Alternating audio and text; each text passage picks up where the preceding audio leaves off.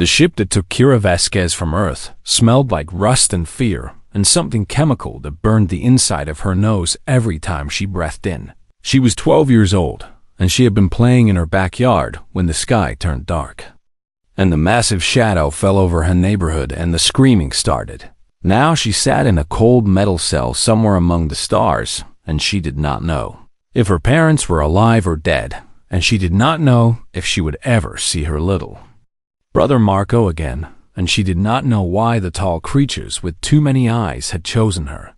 The cell was large enough to hold maybe 50 people, but Kira was not alone with other humans. She was surrounded by monsters, or at least that was what her frightened mind called them at first, before she learned to see them differently. In one corner, there was a creature that looked like a fox had been stretched, too tall and given hands instead of paws, and its fur was the color of rust, and it was shaking so hard that Kira could hear its teeth clicking together from across the room. Near the door, there was something massive and gray like a boulder had learned to walk, and its skin looked like cracked stone, and its eyes were small and black and very, very scared. Two beings that looked like insects the size of large dogs huddled together, and their shells pulsed with soft colors that changed every few seconds from blue to green to a frightened purple, and floating in the middle of the room was something Kira could not even describe properly, because it was like a cloud made of tiny, glowing lights that drifted and swirled and sometimes formed shapes that almost looked like a face. There were others too, 37 others. To be exact, 42 children in total from 42 different worlds, all stolen from their homes and thrown together in this cold metal box. The door opened, and one of the tall creatures with too many eyes stepped inside, and it spoke in a language that somehow Kira could understand, even though she had never heard it before. "You are the calling candidates for this cycle," the creature said, and his voice was flat and bored, like it had given this speech 1,000 times before. "You have been selected as representatives of your species to compete in the grand arena of the Zethrani Empire." The creature paused and looked around the room at all the terrified young faces. "In 30 standard cycles, you will enter the arena together." It continued, "You will fight until only one remains alive, and that survivor will earn 10 cycles of favor for their species, and the rest of you will die for the entertainment of the galaxy." The creature turned and walked out, and the door slammed shut behind it. For a long moment, nobody moved. Then the fox creature in the corner made a sound that Kira recognized, even though she had never heard it from an alien throat before. It was crying. It was crying exactly the way Marco cried when he was scared of the dark, or when he had a nightmare, or when the older kids at school were mean to him. And something in Kira's chest that had been frozen with fear since the ship took her suddenly cracked open, and warmth flooded through her. She stood up slowly because she did not want to scare anyone, and she walked across the cell toward the crying fox creature, and she sat down beside it on the cold floor. The creature flinched away from her at first, and its eyes went wide with terror, and Kira understood that it expected her to hurt it, so she did the only thing she could think to do. She started to hum. It was a song her mother used to sing to her when she was small and scared, and it had no words that would make sense to an alien, but it had a melody that was soft and gentle and safe. The fox creature stopped crying and stared at her. Kira kept humming, and very slowly she reached out her hand and held it palm up in the space between them, and she waited. The creature looked at her hand for a long time. Then it reached out one of its own hands and placed it against hers, and its palm was warm and soft and covered in fur that felt like velvet.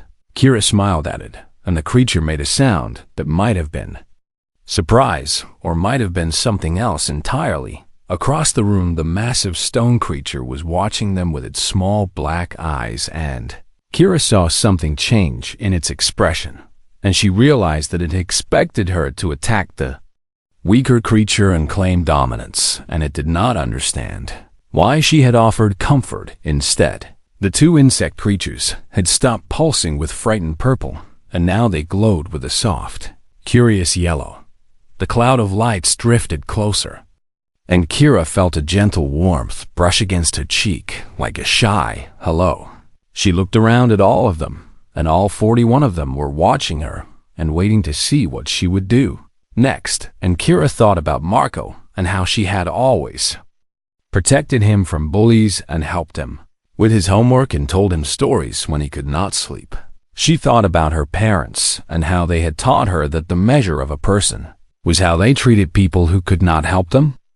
Back, she thought about all the stories she had ever read about heroes and how the best ones were never about people who won by being the strongest or the meanest, but about people who won by being brave enough to be kind. And she made a decision. Right there in that cold metal cell surrounded by frightened children from across the galaxy. She was not going to fight them. She was not going to kill them. She was going to save them. All of them. She did not know how yet, and she did not know if it was even possible, but she knew with absolute certainty that she would rather die trying than live as someone who murdered scared children for the amusement of monsters. The fox creature was still holding her hand, and Kira squeezed it gently and used her other hand to point at herself.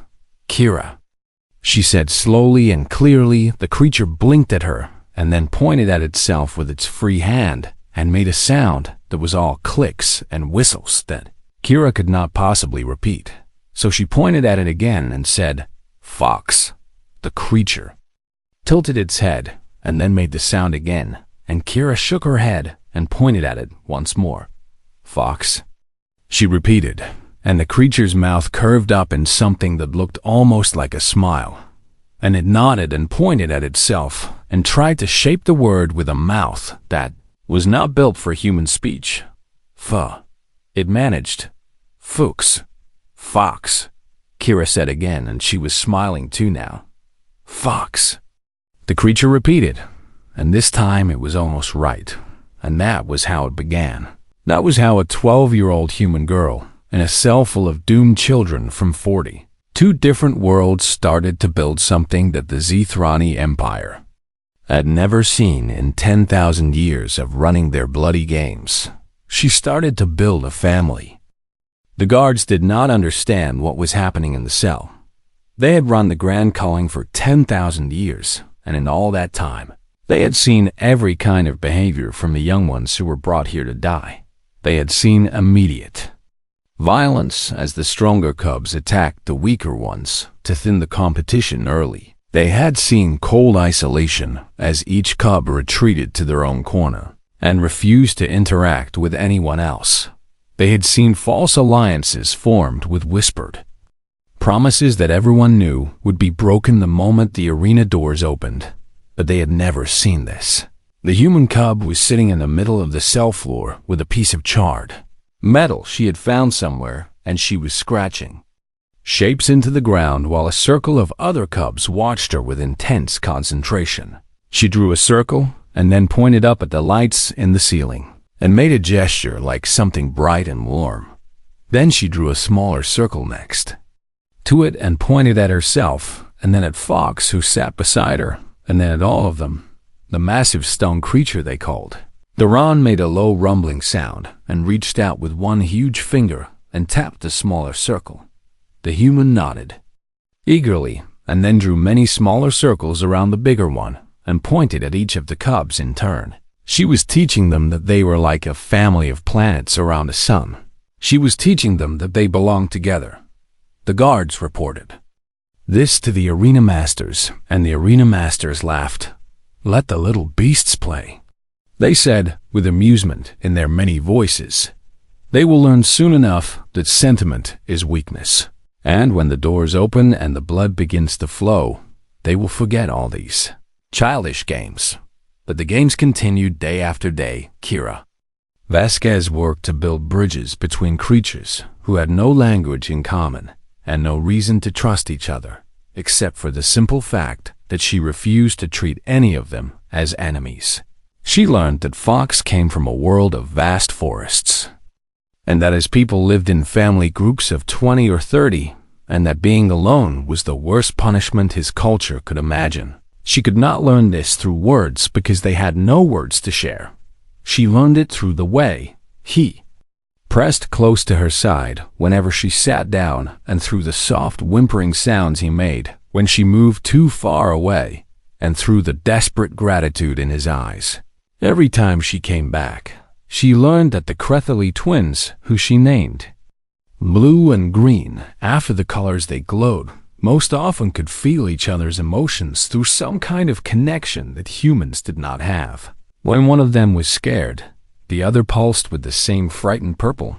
When one of them felt safe and calm, the other glowed with matching peace. Kira used this to help the others understand the twins, because the colors were a language that everyone could learn to read. She learned that Guron came from a world of mountains and stone, and that his people were supposed to be warriors, bred for combat over thousands of generations. But when she watched him carefully, she saw that his huge hands were always gentle, and that he positioned himself between the smaller cubs and the door whenever the guards came in, and that he never once used his massive strength to take food or water from anyone else. He was not a warrior in his heart. He was a protector. And most mysterious of all, she learned about the being she called Spark, who was the cloud of glowing lights that could not speak or write or make any sound at all. Spark communicated through touch and warmth, and Kira discovered that when Spark brushed against her skin, she could feel emotions that were not her own comfort and curiosity, and the loneliness so vast and deep that it made her want to cry. Spark was the last of their kind. Their whole species had been reduced to just one child, and that child had been taken for the arena, and if Spark died in the games, then an entire people would vanish from the universe forever. Kira held that knowledge in her heart, and it made her more determined than ever. She invented a language. It started small with just a few gestures that everyone could make, regardless of what kind of body they had. A hand or claw or tendril pressed to the chest meant me or I. The same gesture pointed outward meant you. Both hands spread wide meant all of us or together. A fist meant no or stop or danger. An open palm meant yes or safe or friend. She scratched symbols into the floor and made everyone practice them over and over until even the youngest cubs could understand and respond. She taught them to count using taps, and she taught them words for food and water and sleep and pain, and help. She taught them the most important phrase of all, which was an open palm pressed to the chest and then extended outward to touch someone else. It meant, I am with you. It meant, you are not alone. It meant, we are family. The cubs started using it constantly. They would wake up in the morning and press their palms to their chests and reach out to touch whoever was nearest, and the whole cell would ripple with the gesture passing from one cub to another, until everyone had been touched and everyone had been reminded that they belonged to something bigger than themselves. The guards watched this with growing unease. They are not supposed to do this. One guard said to another, they are supposed to be afraid of each other, and they are supposed to fight for resources, and they are supposed to form the hierarchies that will determine who kills who in the arena. Perhaps the human is establishing dominance. The other guard suggested, perhaps this is some elaborate strategy to make the others trust her, so she can betray them more effectively later. But even as they said it, they did not believe it, because they had seen the way the human gave her own food to the smaller cubs when supplies were short. They had seen the way she stayed awake through the night to comfort those who had nightmares. They had seen the way she looked at each and every one of those 41 other children with something in her eyes that the Zithrani had no word for. The closest translation in her language was the term for the bond between a mother and her offspring. But that made no sense because the human was just a child herself, and these creatures were not her species, and there was no biological reason for her to care whether they lived or died. The guards did not understand. They could not understand because they had never seen a human before. They did not know that human children were not like other young. They did not know that humans could love things that did not look like them. and did not sound like them, and did not share a single drop of common blood.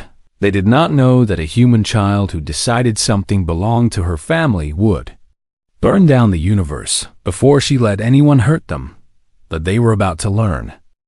On the final night before the culling, the guards came and separated them. Kira had known this was coming because she had listened carefully to everything the guards said when they thought no one was paying attention, and she had learned that the Zithrani always isolated the cubs before the games. They believed that loneliness would break whatever bonds had formed. They believed that a night spent alone in the dark would remind each cub that survival was all that mattered, and that the others were just obstacles standing between them and another sunrise. The guards came with weapons drawn, and they pulled the cubs apart one by one and shoved them into small isolation pods that lined the walls of a long hallway. Fox clung to Kira's arm and made sounds of pure terror as they dragged him away, and the last thing she saw before her own pod door slammed shut was his face twisted with fear and his hand reaching out toward her. The pod was small and dark and cold. There was barely enough room to sit with her knees pulled up to her chest and the walls pressed in on her from every side, and she could hear nothing except her own breathing and the pounding of her own heart. This was the moment the Zithrani counted on. This was when the cubs were supposed to break. In the darkness and the silence and the crushing weight of what was coming, they were supposed to realize that all the bonds they had formed meant nothing, and that when the sun rose, they would have to kill or be killed, and that there was no third option. Kira closed her eyes, even though it made no difference in the darkness, and she thought about her family. She thought about her mother, who worked 2 jobs and still found time to read stories to her children. Every night, she thought about her father, who had come to this country with nothing and built a life through sheer stubborn refusal to give up. She thought about Marco, who was only 8 years old and who looked up to her like she was the bravest person in the world. And she thought about the 41 children in the pods around her who had become her family too. Fox, who was so scared of being alone that he had barely let go of her hand in 30 days. Blue and Green, who had started to include her in their emotional bond so that sometimes she could feel echoes of their feelings through some connection. None of them understood Garan, who had appointed himself her personal guardian and who followed her everywhere like a mountain that had learned to walk. Spark, who had wrapped around her every night like a blanket made of starlight, and who had shown her memories of a dying world and a people who sang songs made of light, and all the others whose names she had learned and whose fears she had soothed and whose hand she had held when the darkness seemed too heavy to bear. She was not going to let them die. She pressed her palm flat against the wall of her pod, and she imagined that she could feel them on the other side, and she made herself a promise in the silence of her own heart. Tomorrow, when the doors opened, she would not pick up a weapon. She would not fight anyone except the arena itself. She would walk to the center of that killing ground, and she would sit down, and she would wait for her family to join her. And if the Zithrani wanted blood, they would have to come down from their comfortable seats and take it themselves, because she would not give them the satisfaction of watching children murder each other. She did not know if it would work. She did not know if the others would understand what she was trying to do. She did not even know if they would have the courage to follow her when every instinct in their bodies was screaming at them to run and hide and fight. But she knew that she had to try, because the alternative was becoming something she could not live with. The hours passed slowly in the darkness, and Kira did not sleep. She spent the time going over the plan in her head, again and again, and trying to figure out every way it could go wrong. The arena would have traps and hazards designed to force the cubs into conflict. There would be fire and poison and walls that crushed anything caught between them. There would be weapons scattered everywhere to tempt frightened children into picking them up. And there would be 2 million spectators watching from the stands and cheering for blood and betting on which cub would be the one to survive. Kira had heard the Guards talking about past callings, and she knew that the Zithrani loved drama and spectacle more than anything else. They loved watching alliances form and shatter. They loved seeing the moment when a cub realized that their friend was about to betray them. They loved the tears and the screams and the desperate pleas for mercy that never came, but they had never seen what Kira was planning. They had never seen 42 children simply refuse to play the game. She did not know what would happen when she sat down in the middle of the arena and waited. Maybe the Zithrani would just kill them all and pick a survivor at random. Maybe they would unleash something so terrible that even stubborn defiance could not stand against it. Maybe she was about to lead 41 children she loved into a death even more horrible than the one they were already facing. But she thought about what her father always said when times were hard and the world seemed impossible to change. The only way to fail for certain is to never try at all. And she thought about the stories her mother used to tell her about people who stood up against impossible odds. Not because they knew they would win, but because standing up was the right thing to do. And she thought about what she wanted Marco to remember if he ever found out what happened to his big sister. She wanted him to know that she did not go down fighting other scared children for the amusement of monsters. She wanted him to know that she chose to be kind even when kindness might cost her everything. She wanted him to know that the last thing she did was try to save her family. The darkness began to fade as light crept in around the edges of her pod door. Morning had come. Kira pressed her palm to her chest and then pressed it flat against the wall one more time. "I am with you," she whispered in the language she had invented for children who had no other way to speak to each other. "You are not alone, and we are family, and today we do not fight each other, and today we stand together, and today we show them what we are made of." She did not know if anyone could hear her, but she believed with her whole heart that they could feel her. The pod door slid open, and harsh light flooded in, and a guard grabbed her arm and hauled her to her feet. "It is time," the guard said. "The arena awaits." Kira looked up at the guard with steady eyes, and she did not flinch, and she did not cry, and she did not beg. "Yes," she said quietly, "it does." And she walked forward to meet her fate with her head held high and her heart full of love for 41 children who did not share her blood, but who she would die to protect. The guard watched her go and felt something cold crawl down its spine. It did not know what it was feeling, but if it had been human, it would have recognized it immediately. It was fear. The arena was larger than Kira had imagined. It stretched out before her like a nightmare made real, with platforms floating at different heights and pits, filled with things that moved and writhed, and walls that shifted and changed position, and weapons gleaming on pedestals scattered across the killing ground. Above her, 2 million Zithrani spectators packed the stands in a living wall of too many eyes and too many limbs, and their voices merged into a roar that shook the air itself.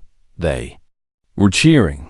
They were hungry for blood. Kira stood at the edge of the arena where her entrance pod had deposited her, and she could see other pods opening all around the massive space as the other cubs were released into the games.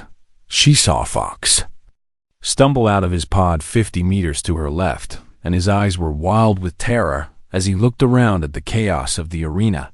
She saw Garan emerge from his pod on a platform high above, and his stone face was set in grim determination.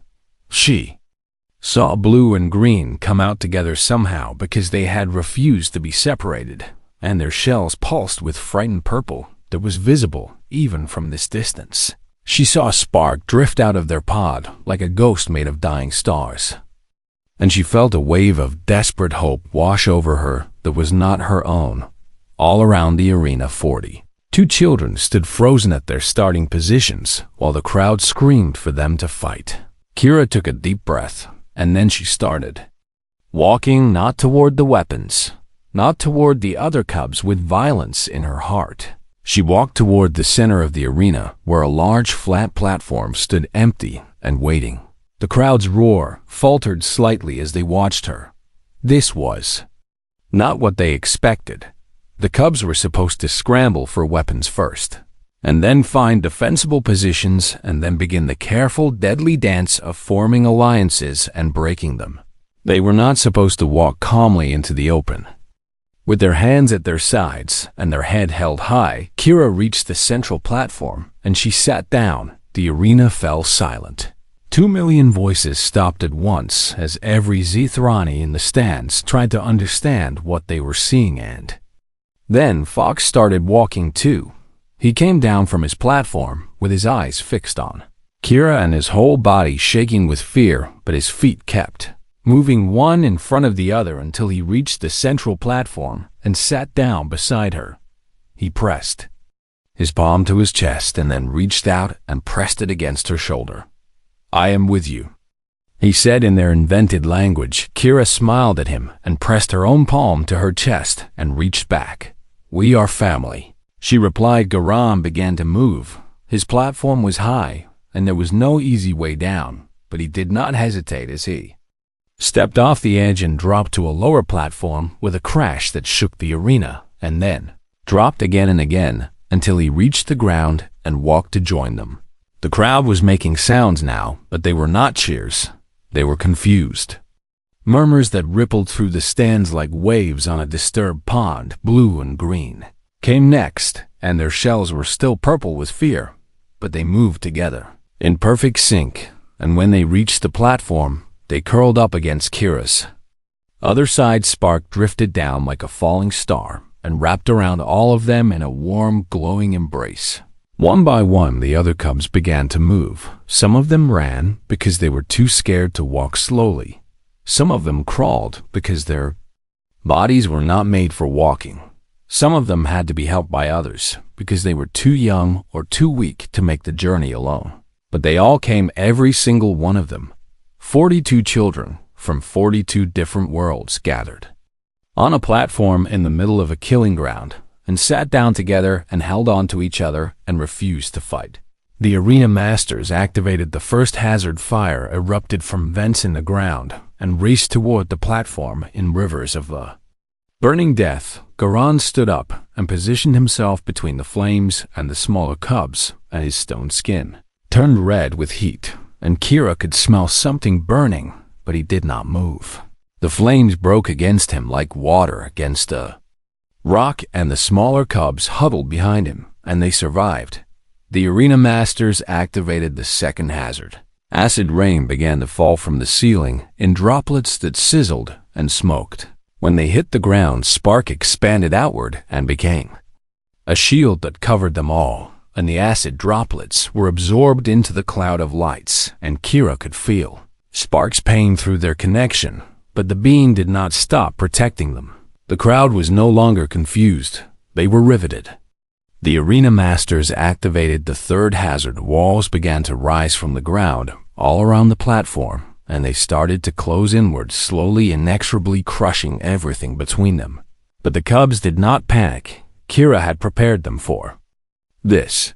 They pressed together as tightly as they could, and the smallest cubs were lifted up and placed on the shoulders of the larger ones, and Garan braced himself against one wall, while a creature with 8 limbs braced against another, and together they held the walls back just long enough for the mechanism to reset. For 6 hours, the arena threw everything it had at them.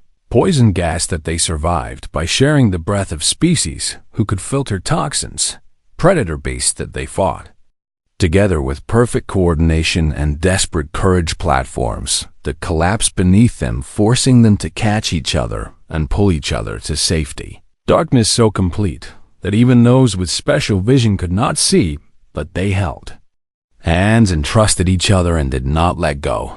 And through it all, not one of them raised a weapon against another. Not one of them betrayed the family they had built. Not one of them gave the crowd the blood they had come to see. When the 6th hour ended, the arena masters sat in their control room and stared at their screens with something that looked very much like fear. "What do we do?" one of them asked. "The culling must have a winner," another replied. "The sacred laws require it. Then we continue the hazards until only one remains.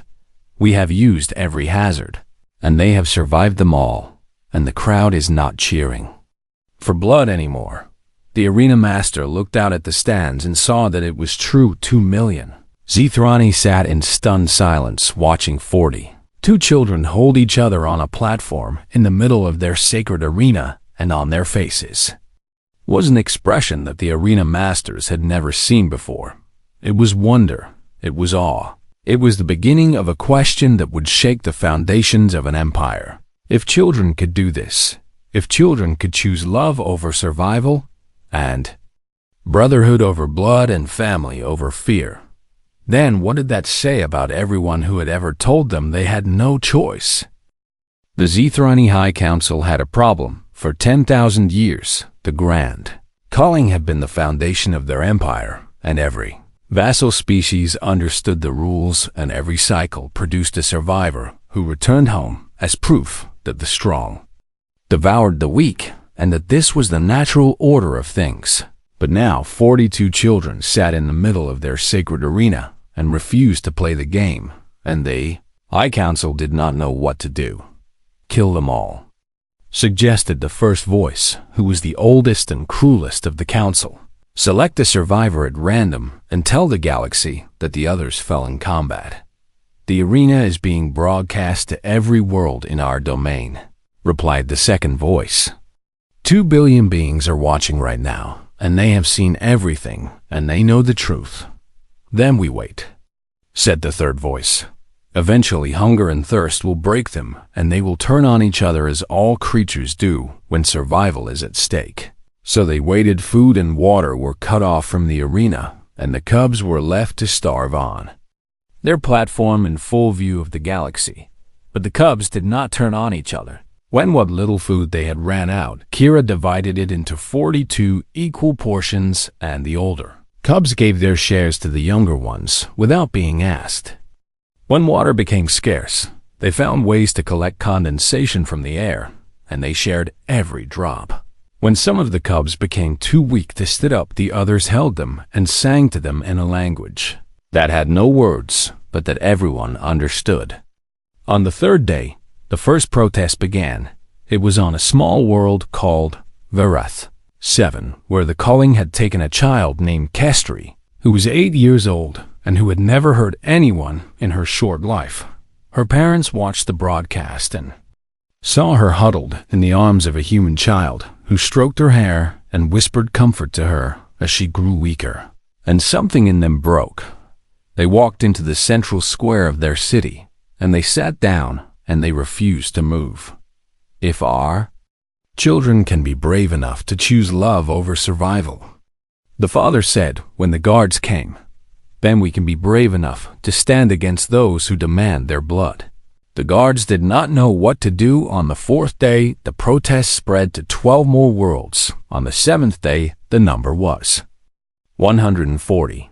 On the 14th day, half the empire was in open rebellion, and the Zithrani fleet was stretched thin trying to maintain order, and the High Council was meeting around the clock to discuss options that were all bad. Meanwhile, in the arena, the cubs grew weaker, but they did not break. Kira had stopped being able to stand 3 days ago, but she still held Fox's hand, and she still smiled at Duran when he checked on her, and she still pressed her palm to her chest and reached out to touch whoever was nearest. I am with you, she whispered with a voice that was barely more than a breath. You are not alone. We are family. The others whispered back. Spark had grown dim with exhaustion, but the cloud of lights still wrapped around them all and still shared what little strength remained. Blue and green had stopped pulsing with any color at all, but they were still alive, and they still held each other, and they still reached out to touch the others whenever they could. Goren's stone skin had cracked in a dozen places from the heat of the fire hazard, and he could barely move, but he still positioned himself between the cubs and the cameras because he did not want the galaxy to see them suffer. On the 31st day, the human fleet arrived. Earth had spent the time since Kira's abduction studying the harvester ship that had taken her, and they had learned its secrets, and they had built their own ships, and they had come for their daughter. They were not a large fleet, 27 ships against an empire that spanned 1,000 worlds. But they were very, very angry, and they were not alone, because as they approached the Zithrani homeworld, they found that ships from 100 other species had come too. Ships from worlds whose children sat in that arena. Ships from worlds that had risen up against the Empire. Ships from worlds that had watched 42 cubs choose Brotherhood over survival and had decided that if children could be that brave, then so could they. The Zithrani High Council looked at the fleet assembled against them, and they looked at their own forces which were scattered across the Empire, trying to suppress rebellions, and they looked at the cubs, who were still alive in the arena after 31 days of refusing to kill each other, and they knew that they had lost. Not the battle was almost irrelevant. They had lost something much more important. They had lost the idea that held their empire together. For 10,000 years they had told the galaxy that the strong survived and the weak perished, and that this was the only way things could be. But 42 children had proven them wrong. 42 children had shown that there was another way, and now 2 billion beings across 1,000 worlds were looking at their masters and asking a question that empires could not survive. If they lied about this, what else did they lie about? The rescue was almost gentle in the end. The human ships landed in the arena, and the soldiers who came out were doctors and nurses and parents who gathered up the cubs with tears streaming down their faces. Kira was barely conscious when they reached her, but she opened her eyes when she felt human hands lifting her, and she saw the face of a woman in a military uniform who was crying, "Is everyone safe?" Kira whispered, "Everyone is safe." The woman promised, "All 42 of you are going home." Kira smiled. "Good," she said. "They are my family." And then she closed her eyes and let herself rest for the first time in 31 days. 50 years. Later, Ambassador Kira Vasquez stood before the Galactic Cooperative and looked out at representatives from 1,000 species who had once been slaves and who now governed themselves. Beside her stood Ambassador Fox, whose gray fur had gone silver with age, but whose eyes were still bright with mischief and love. Behind her stood the Cooperative's guardian, which was the title Duran had taken when he appointed himself the protector of the peace and floating around them all in a warm embrace was Spark, who had been joined by 3 new members of their species, because it turned out that Spark was not the last of their kind after all. A reporter from a young species that had just joined the cooperative raised a tendril to ask a question. "Ambassador Vasquez," the reporter asked, "the historians say that 42 children brought down an empire, but that seems impossible. So how did you really do it?" Kira smiled and looked at Fox and Baran and Spark and all the others who had stood with her in that arena so long ago. "The Zithrani asked us to choose between survival and each other," she said. "They thought those were the only options, but they were wrong, because we chose both." She pressed her palm to her chest and reached out toward the assembly in the gesture that had become the symbol of the cooperative. "We chose to survive together," she said. "We chose to be family, and that is something no empire can stand against." The assembly rose and returned the gesture, and Kira felt the warmth of 2 million palms pressing against 2 million chests and reaching out toward each other.